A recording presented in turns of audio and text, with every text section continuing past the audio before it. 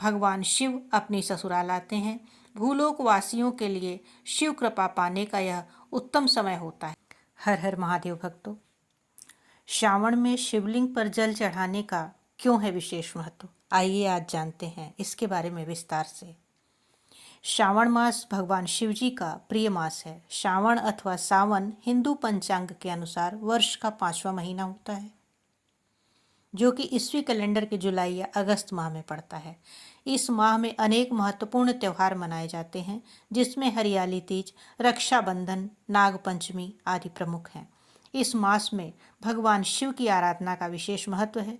इस माह में पड़ने वाले सोमवार सावन के सोमवार कहे जाते हैं, जिनमें स्त्रियां तथा विशेष तौर से कुंवारी युवतियां भगवान शिव के निमित्त व्रत रखती हैं। श्रद्धालु इस पूरे मास शिवजी के निमित्त व्रत और प्रतिदिन उनकी विशेष पूजा आराधना करते हैं। शिवजी की पूजा में गंगा जल के उपयोग को विशिष्ट माना जाता है। शिवजी की पूजा आराधना करते समय उनके पूरे परिवार अर्थात शिवलिंग, माता पार्वती, कार्तिकेय जी, गणेश जी और उनके वाहन नंदी की संयुक्त रूप से पूजा की जानी चाहिए। शिवजी के स्नान के लिए गंगा जल का उपयोग किया जाता है।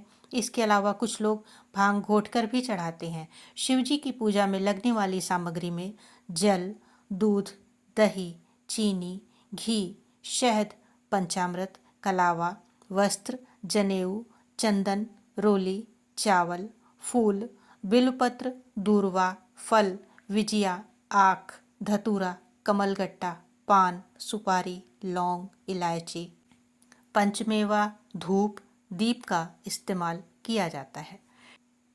श्रावण मास के प्रथम सोमवार से इस व्रत को शुरू किया जाता है। प्रत्येक सोमवार को गणेश जी, शिव जी, माता पार्वती की पूजा का विधान है।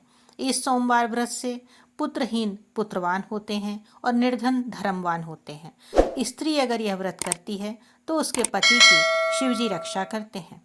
सोमवार का व्रत साधारणतया दिन के तीसरे पहर तक होता है। इस व्रत में फलाहार या पारण का कोई खास नियम नहीं है, किंतु आवश्यक है कि दिन रात में केवल एक ही समय भोजन करें।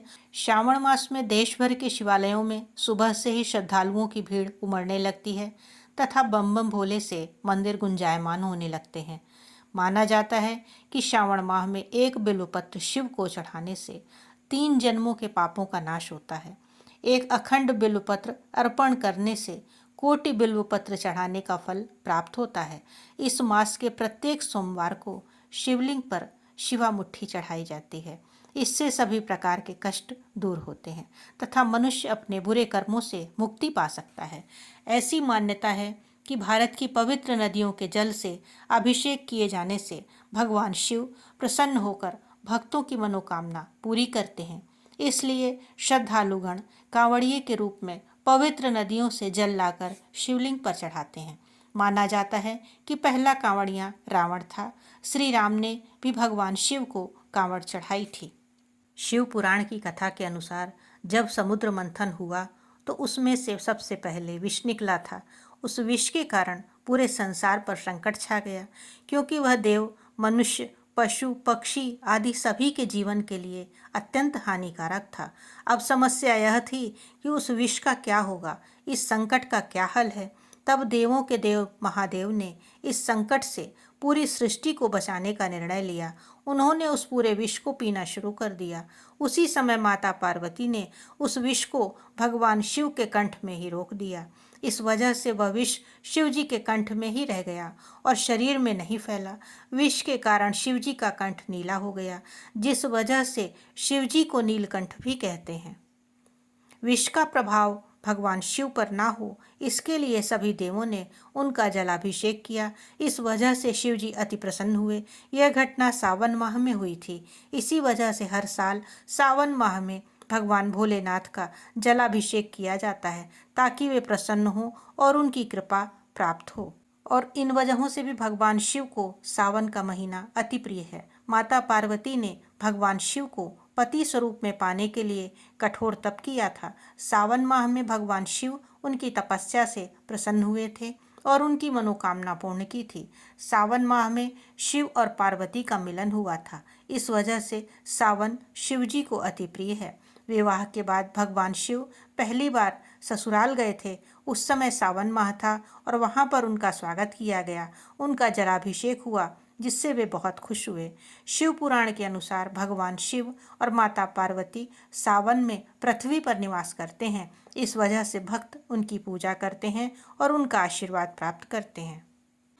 सावन का पवित्र महीना शुरू हो चुका है और इस पूरे महीने शिव जी की पूजा आराधना के लिए शिव भक्तों के बीच उत्साह और भक्ति देखने को मिलती है। यह महीना शिव जी की पूजा के लिए समर्पित होता है। शास्त्रों में बताया गया है कि अन्य दिनों की अपेक्षा सावन माह में शिवलिंग की पूजा और अभिषेक करने से कई गुना फल की प्राप्ति होती है। शिवलिंग पर अभिषेक करने के बाद ही अन्य पूजा विधि शुरू होती है। शिवलिंग पर जल, दूध, दही जैसे कई द्रव्यों से अभिषेक किया जाता है। लेकिन क्या आप जानते हैं कि शिवलिंग पर कितने तरीकों से अभिषेक होते हैं? शिवलिंग अभिषेक के महत्व और विधि के बारे में शिव पुराण में विस्तार पूर्वक बताया गया है। जानते हैं सावन में शिवलिंग पर किस द्रव्य से अभिषेक किया जाता है और इसके क्या लाभ हैं। महादेव एक लोटा शुद्ध जल से अभिषेक करने पर ही प्रसन्न हो जाते हैं। इसलिए शुद्ध जल से शिवलिंग पर अभिषेक करना सबसे उत्तम माना जाता है, क्योंकि भरपूर जलावृष्टि से भगवान शिव बेहद प्रसन्न होते हैं। शुद्ध जल से शिवलिंग पर अभिषेक करने से व्यक्ति की सारी मनोकामनाएं पूरी होती हैं। गन्ने के रस से शिवलिंग पर अभिषेक करना उत्तम माना जाता है। ऐसा करने से व्यक्ति को आर्थिक समस्या से छुटकारा मिलता है। सावन महीने में निसंतान दंपति यदि गाय के दूध से शिवलिंग पर अभिषेक करते हैं तो शिव जी के आशीर्वाद से उन्हें संतान की प्राप्ति होती है।